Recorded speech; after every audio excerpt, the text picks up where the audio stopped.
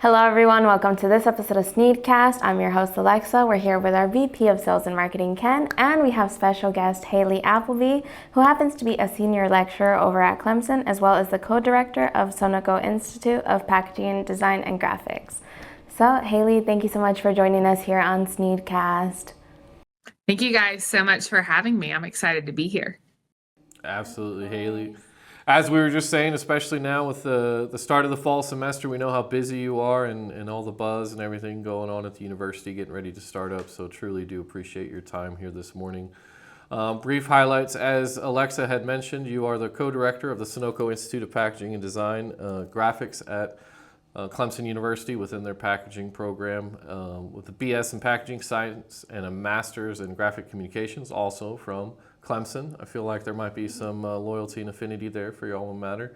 And a packaging design career that spans from 2014 until 18 when you joined Clemson with various companies, including stints at Apple and Fisher-Price. So yeah, that's our humble introduction to Haley. Thank you for joining us. Of course, thank you. And then just to kind of get things started on a more of a kind of, I guess on a personal level, just it seems to me, I kind of got the impression that you do have an affinity just for packaging design, and packaging graphics. So kind of, what is it that maybe sparked your interest when picking degree programs? I don't think packaging science is one of the top. I have a son going to Oregon here in the fall, so I know that that's not necessarily one of the very big, hot, and attractive majors or programs for young students. So what kind of attracted you to the industry and program in terms of your own personal inspiration? I think it's not, I'm just going to say this. I think it should be. It is a hot one, and it's just because I don't think anyone knows about it. And that's the reason I think it's not as popular as it probably should be.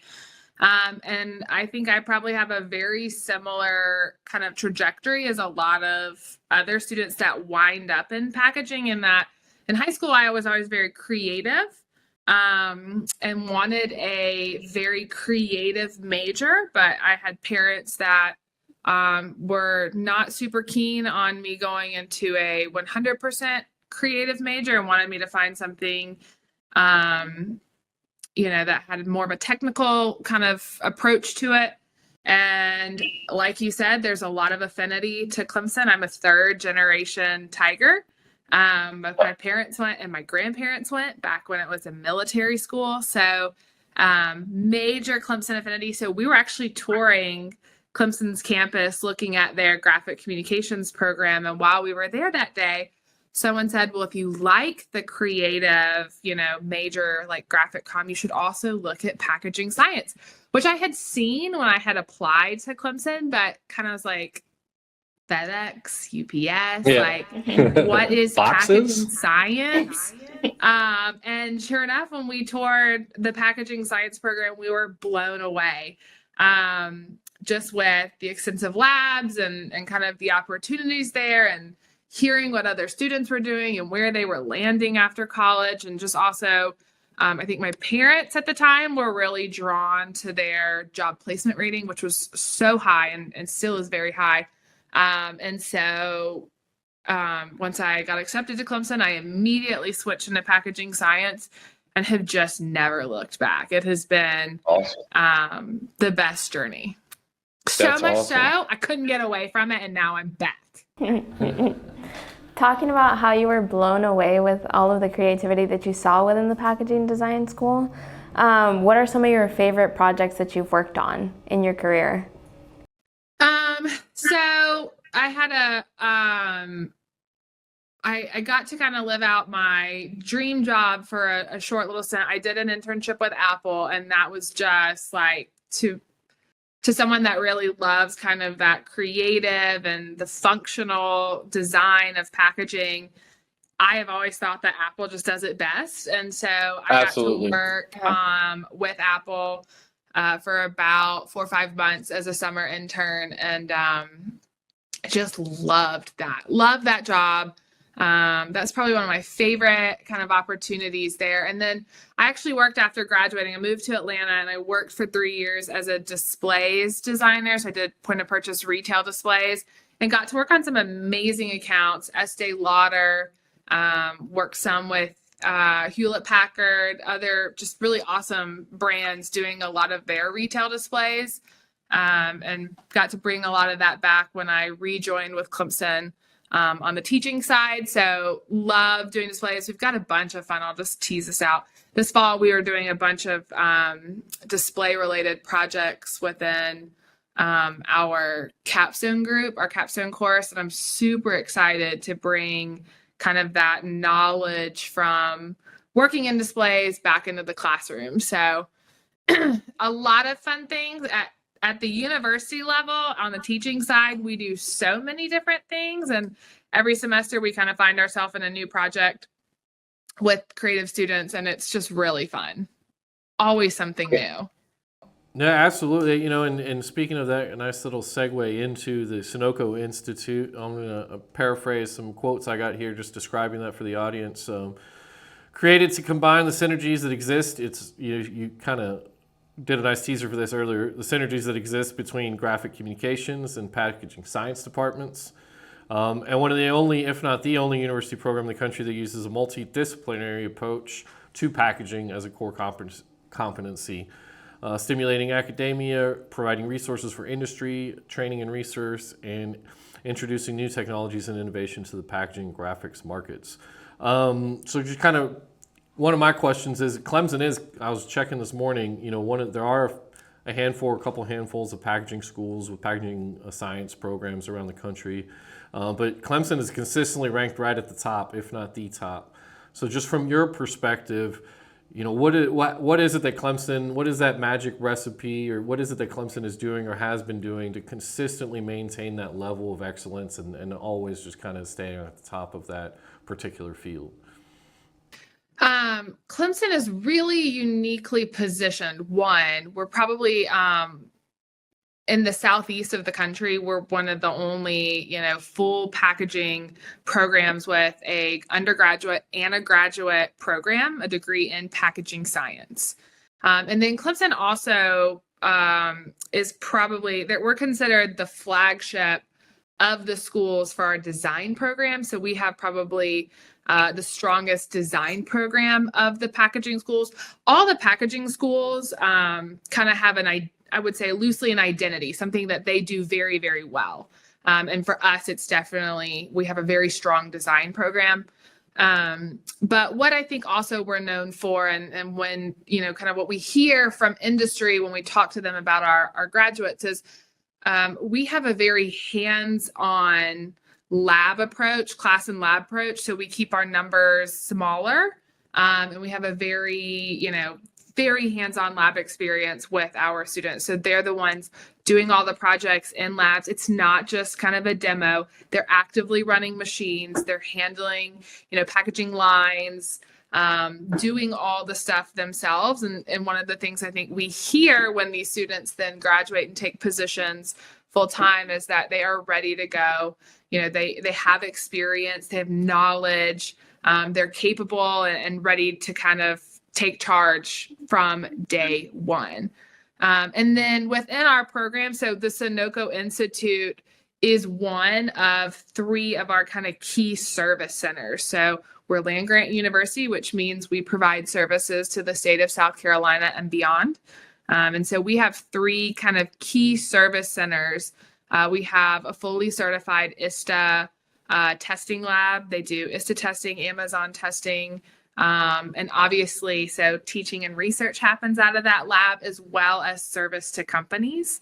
We also have a materials lab where companies can come and evaluate materials, work on formulating new materials.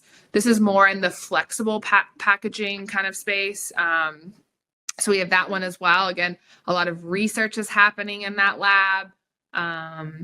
But a lot of service opportunities for companies, external companies as well. And then the Sonoco Institute, which is really more of that kind of design side of packaging. So companies looking for packaging solutions, print trials. And each kind of service center, I would say, has relationships with other majors on campus, kind of as it fits with kind of the activities happening in that space.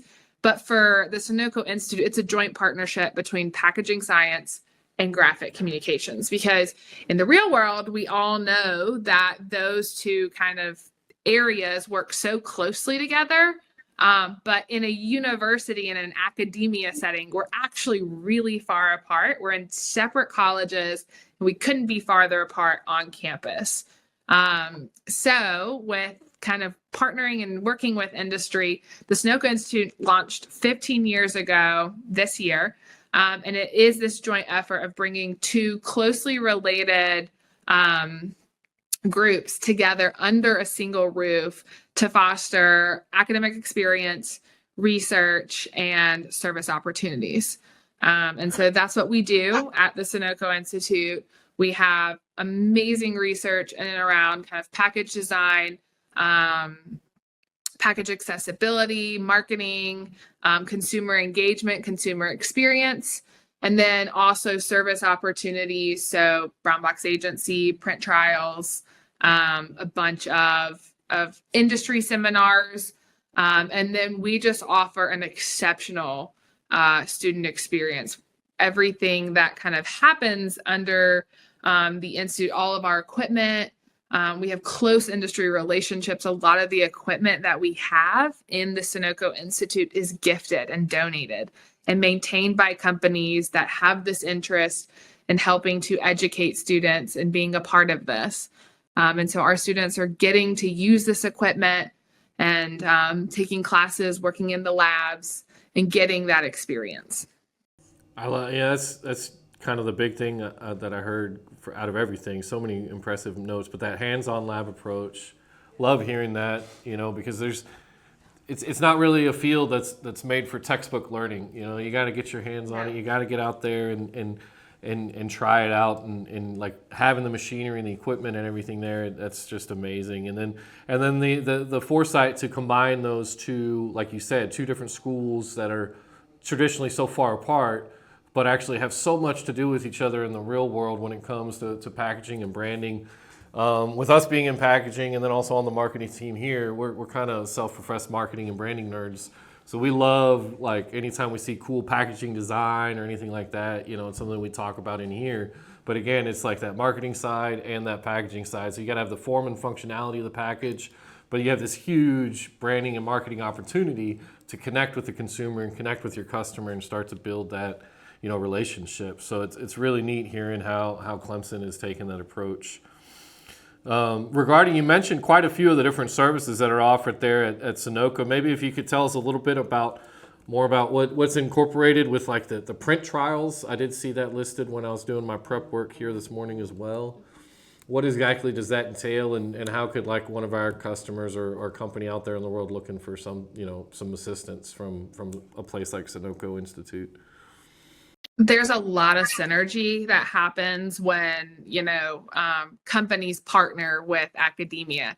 There's so many opportunities that benefit both industry and kind of the academic, students, all that goes into that. And so the Sonoco Institute has a couple services that are just one avenue for if an industry is interested in partnering with a university. There's so many ways you can do it.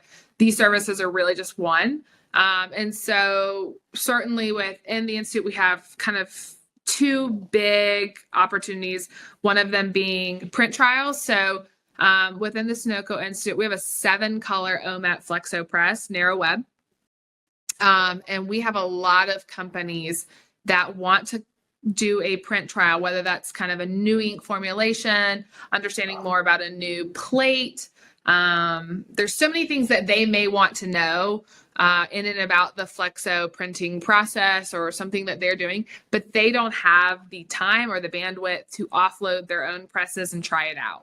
And so they can come to Clemson and we can mimic kind of their settings, what they are doing on our press, and spend some time working with them to kind of solve their problems, try out some of these new inks if that's what they want to do. We've done a lot in and around expanded gamut. We've done some around conductive inks, things around traceability and even RFID. So there's so many things that we can do to help companies that revolve around a print trial. And we have a whole calendar that books really, really quickly. So if companies aren't interested and that is something they would want to know more about, would absolutely recommend reaching out quickly, because they are, it's a popular service that we offer.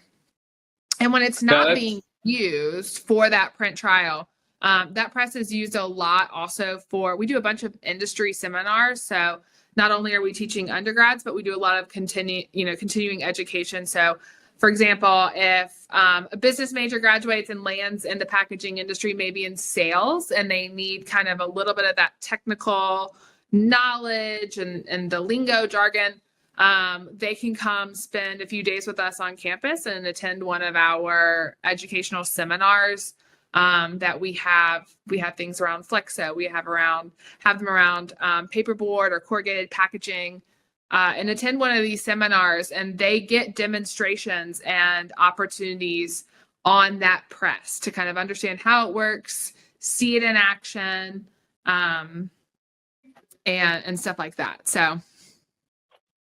Very neat. And then kind of as a good little segue too, because I know you also have listed training programs, and I guess training both for employees and, like you said, professionals that are, can you tell us a little bit about what some of those, besides the seminars, or any other potential training programs?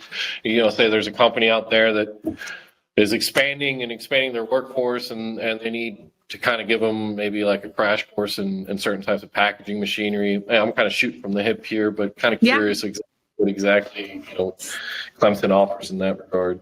So again, it can look a couple different ways. And so these are very customizable options that if there's something a company needs. So certainly if they've got a bunch of employees or, people that they're looking to provide this education to or do a little bit of training with, if coming to Clemson doesn't feel like a very easy option, Clemson can come to them. So we do a lot of on-site consulting as well. So if it's easy to bring some of us into your company and your facility to do some of this training, that is also an option. We will absolutely travel and come in and kind of bring this training on the road with us. So it doesn't just have to be on Clemson's campus. We can certainly come to you as well. We do that with companies. That's not an uncommon thing. Just kind of as scheduling permits. Right. Yeah. And with that on-site auditing and consulting, so we actually get this quite a bit. Sometimes we get customers that are calling us looking for kind of our advice and our consultation specifically around the date coding and the lot coding.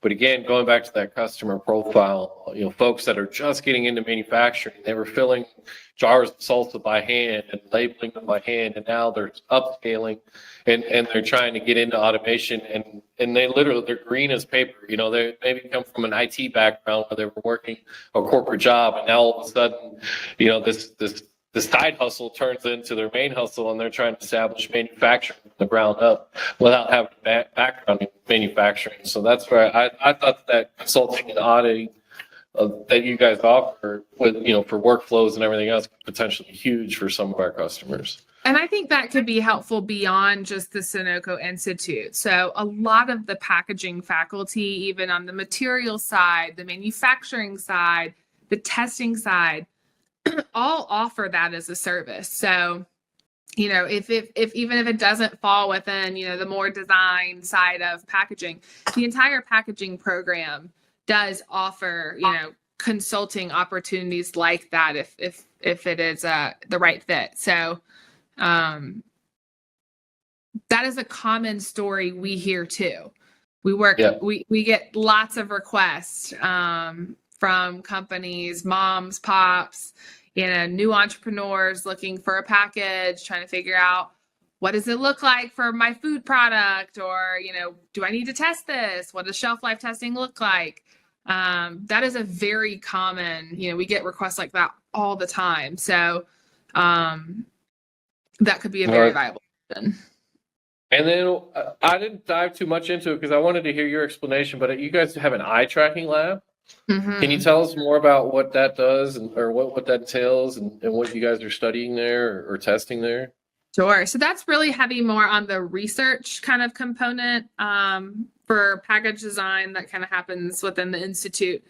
And I would say that eye tracking is probably one of the more kind of common. That was really, really popular kind of at the start of the Institute. And now we're doing some other stuff too. But when, companies are designing packaging and they want to understand how it performs next to a competitor on shelf, does this green perform better than blue, or does adding, an embellishment of some sort, a tactile experience of some sort, does that add value? Does a consumer like that? Does that drive purchase? All of that can it can be studied through the use of consumer eye tracking. And so we have these very fancy glasses from Tobii that track your, kind of your eyes as you shop, and it measures how frequently, how quickly your pupils are moving.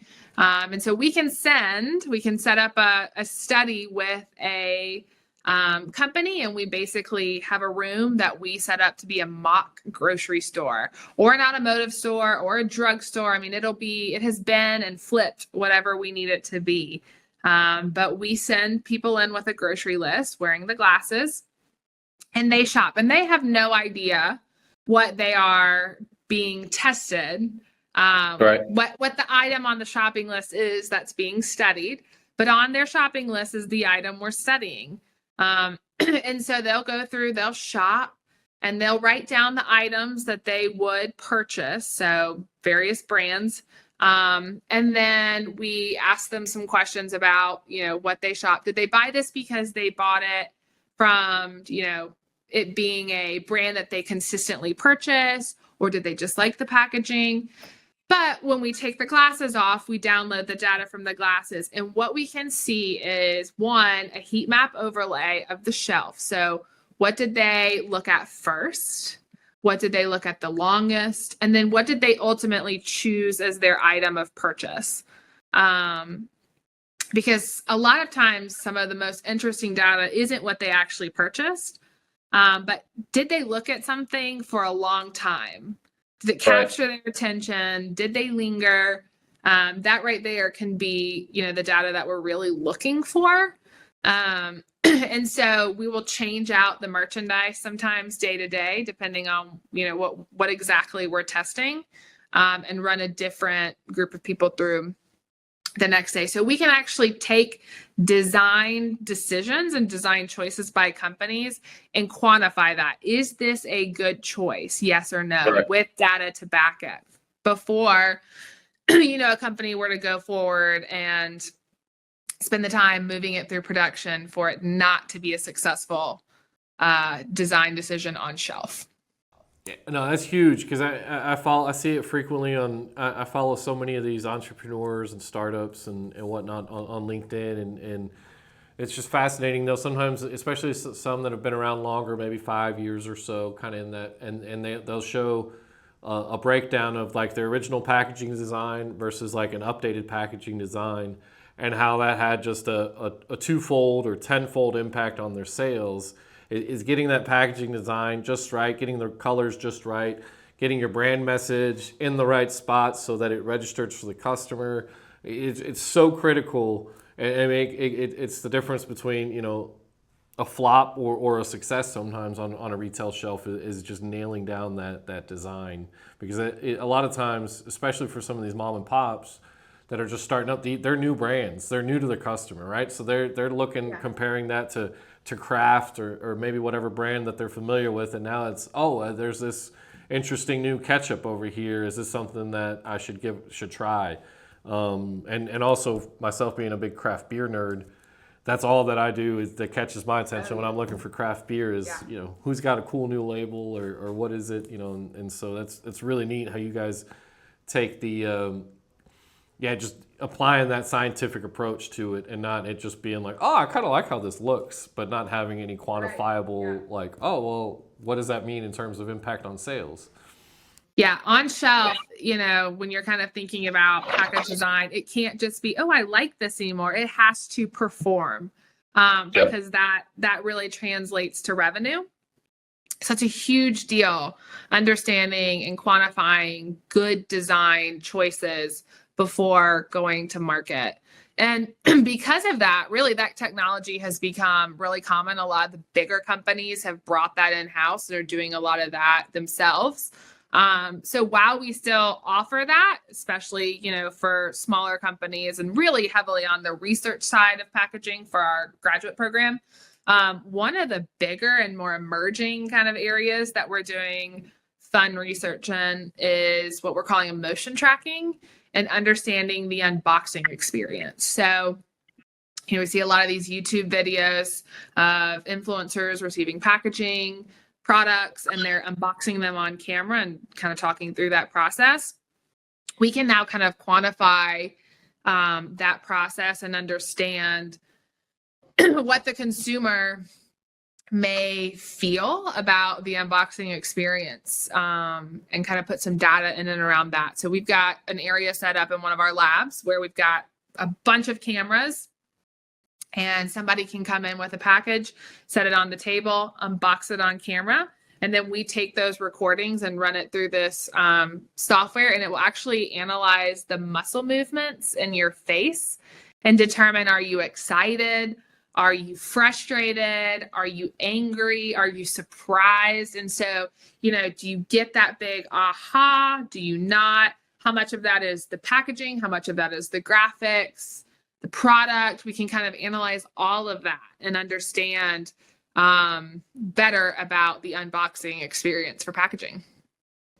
That's crazy. Really neat. That's really crazy. Really It's cool. wild stuff.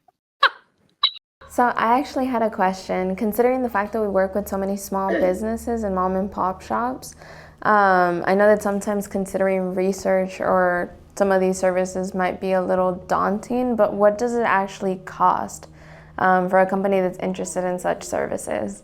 I think it just is really going to depend on kind of the scope.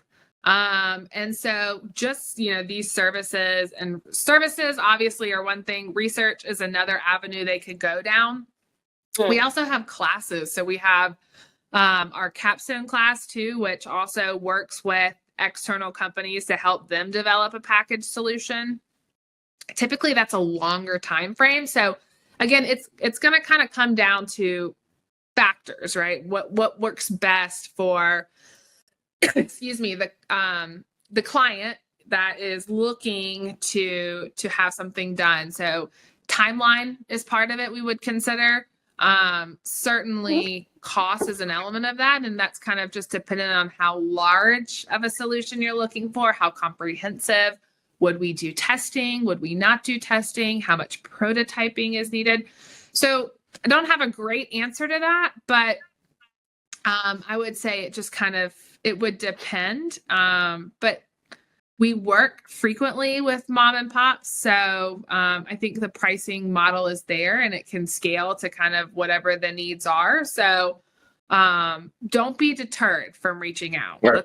Let's see what kind of your needs are and we can see if our solutions would be a good fit, because there are so many avenues, whether that's through a class, through a service, through research. And then specifically back on a little bit, because I kind of pulled this out separately, that brown box agency, I believe is what Clemson calls it. That is specific to packaging design. Let's say I got a new hot sauce that I want to put on retail shelves, and I'm not sure maybe the shape of the bottle or type of logo or all of that stuff. Can you tell us a little bit about kind of how Brown Box Agency works and tackles those types of projects or kind of what that experience looks like? And I think Brown Box Agency really partners well with kind of what you're saying, this mom and pop. We've got companies reaching out, looking for solutions. For years, we have too. And I think we've struggled to figure out how can we best serve kind of this area, this group of people. Maybe it doesn't fit with the capstone. Maybe it's not, a special research project. What could that look like? And from that came Brown Box Agency. So we launched Brown Box Agency. It'll be a year old this fall. And it is kind of a student-led, so we've got graduate students running it with some faculty oversight, a student-led, student-driven design agency for packaging. And so the idea is that it is a quick turnaround solution for a packaging need. And depending on, again, scope of kind of what is needed in all of this, ideally, we could turn it in about a month is kind of what we shoot for, is having, weekly or biweekly conversations to turn your solution under a month. So we've got, I think this fall, we have 4 or 5 undergraduate students that are paid interns. So they get paid to do this. They are paid design interns that work with these companies, are meeting and communicating with these companies on their needs, primarily structural. So, excuse me, while we do light graphics, this is primarily like a structural design agency. We're looking to expand. I'll tease that out. We're looking to expand heavily into the graphic space as well, but focusing more primarily on structural at this point in time. But meeting with the company to assess their needs, and designing and prototyping a package solution for them in about a month's time frame, which is amazing. And then certainly if, they're happy with that solution, but they need additional help, like whether that's testing, either ISTA testing or shelf life testing, materials testing, we can then also kind of work with the other service areas within packaging science and connect the dots there. So, the hope is that, if you needed a start to finish solution there, you could work with all of our service areas to do shelf life testing, distribution testing, to ensure that the solution is exactly what you need. Yeah, excellent. It definitely sounds, there's just such a wide variety between, the Sonoco Institute, and I believe you guys also have a food science department or school there as well. Yeah. So, like you said, shelf life testing. It really feels like, just in general, for anybody that is trying to start a CPG, food and beverage packaging business, and they're kind of pulling their hair out because they don't know, up from down and left from right. They need some help. That definitely sounds like one way or the other, Clemson is going to be able to help with multiple pieces of that if they're looking for somebody to get some guidance from. How would a customer out there that's watching or something sparked their interest, what is the best way for them to get in touch with Clemson or the Sonoco Institute? Where can they find the best way to submit a form or email or contact? And if you do have a good email address or something, we'll make sure Quentin, when he edits it, we'll put it down here at the bottom for everybody. But what's the best way for them to get in touch with you folks? So between, graphics and packaging and food science, whoever it is, we know, across the board, the people that, if it's not us, if it's not the first person you reach out to, we could connect you with the right person. So even just reaching out to myself or any of the packaging science faculty, if we're not the right faculty, we'll refer you to the right one. So an email is probably one of the best ways to get in contact with us. As it stands, we don't really have, I don't think we have a request inquiry form online. So just shoot us an email. We'd be happy to connect. And if we're not the right person, we could get you to the right person. We love working with external companies, startups. There's a lot of awesome relationships and synergies that happen there. So Absolutely. We love working with them. And then the other thought I had, I think that there's other than just services, I imagine that you got a lot of bright and eager and hungry young students looking for experience and potentially, yes. The word's been mentioned several times now, internships. Say we had a customer or a company that's watching or tuning in that may be interested in potentially, they may have some opportunities for internships or maybe they weren't initially thinking that, but now they really thought, hey, maybe having a packaging design intern would be a good idea for us this year. What kind of is involved in terms of getting approved or set up as a potential internship through Clemson? So we've got a couple avenues there as well. Our program is at baseline a 4.5-year program because we require our students to complete a 6-month co-op. and that's a requirement for graduation. So we send our students out to companies for 6 months to work, and generally as a part of that, the co-op, usually housing is provided, it's paid. And so that is a very competitive process for companies to be involved with. So if you are interested in having a co-op, which is obviously a longer assignment, it's 6 months, but if you're interested in that, you want to go ahead and get on that list, because I do believe it is a growing list of companies looking for a co-op. We definitely have a bunch of students that are interested in summer internships or internships of some kind. Even working part-time in the semester is still very popular. And so for companies interested in that, we have a student services center within our college. It's called the Bookhart Student Services Center. And Paula Beecher kind of manages a lot of the internships and connects companies and students together for internships. So if you're interested in having an intern, I would reach out to her, because she can help promote internship opportunities to the students. The students know to talk to her about those opportunities. So, in the spring semester, when they're looking to make their summer plans, frequently they will go to her and ask, have you heard of companies looking for summer interns? I'd love to do a summer internship. That's obviously a shorter assignment, but still somewhat competitive. We have I can't legally say 100%, so 99% job placement rating upon graduation for our college students. So they are in high demand. It's a good time to be graduating. I've run into them at trade shows before. There's usually a pack of Clemson students walking around Yes. packaging trade shows that we exhibit at. So you guys in Wisconsin is the other big packaging school that I see at a lot of the trade shows. Michigan State, usually they have a pretty good presence. Yeah. One other question that just kind of came to mind me is just geographically. Our customers are all over the U.S. Are you guys kind of mostly focused to South Carolina and that Southeast region, or if somebody in Oregon, is interested, could they still reach out and try to take advantage? Absolutely. Thinking about it, like, we work with so many of the big CPGs, the big suppliers, and they are not necessarily headquartered in the Southeast.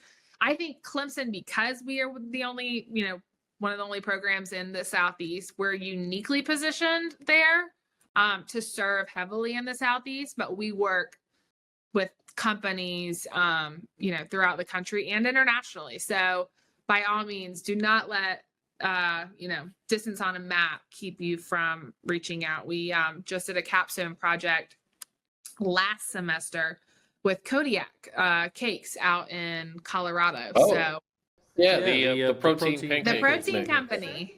I have It some was of that in my awesome. pantry. Cool. I'm all out of questions. This has been great and very informative.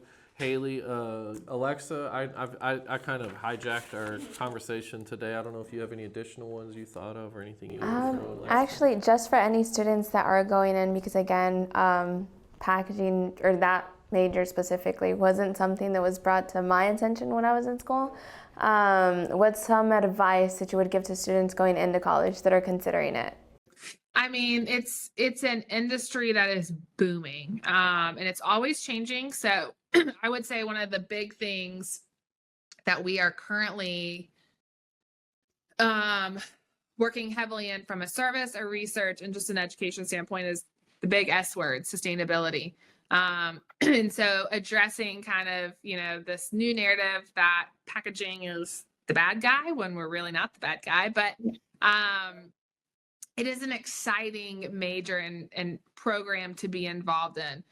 It is highly scientific and technical, but has this awesome kind of creative outlet as well. Great company relationships, opportunities for internships, a great kind of job setup, and in such a broad area, right? You could end in a CPG, you could end with a supplier, you could be in design, you could be in sales, you could be very R&D and technical. So there are so many opportunities within kind of the packaging space and different avenues students could choose to go. One thing too, we have a bunch of students because we've talked a lot about design, but our program is really scientific. And because it is so scientific, we actually share just about all the prereqs it would require to go to a med school. So we actually have a lot of students that are interested in med school, vet school, dental school, one of the kind of professional schools, even law school. And they use packaging science as their undergrad as kind of a point of differentiation when they're applying to some of these schools after they graduate. Well, I think that's really a good point there too, because that's the world of packaging. It's so many different industries. You know, it's food and beverage. That's where we spend a lot of our time. But it's beyond that. You know, it's consumer electronics. You know, Apple, iPhone, anything you buy is packaged, and anything you consume is packaged and shipped to you. And so that's, you know, like you said, it's a very wide range of potential career opportunities. And speaking to a parent, and you know, you're hitting some of those notes too in terms of job placement statistics, and also, I hate, you know, it's always knock on wood using the phrase recession proof, but you know, a career within packaging and manufacturing, there's always, with the ups and downs of the economy, you know, people are always needing to buy food and certain things. So there's a lot of job security there long term, I think, within a career in packaging. So very, very neat. It's a huge industry, but once you're in it, it feels really nice and small. Like we all seem to know each other. We've all got connections. It's a really cool industry to be a part of.